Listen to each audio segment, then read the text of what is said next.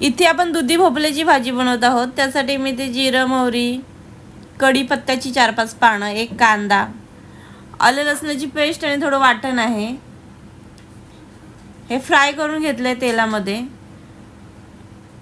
आता एक टोमॅटो आणि सुके मसाले टाकायचे आहेत. लाल तिखट, धना पावडर, गरम मसाला, हळद, हे मस्त मिक्स करून घ्यायचं आहे. थोडी कोथिंबीर टाकली.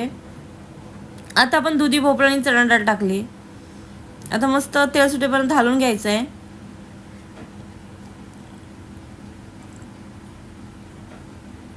आता चवीनुसार मीठ टाकलंय, ते पण मस्त ते मिक्स करून घ्यायचं आहे. आता इथे मी गरम पाणी ओतलंय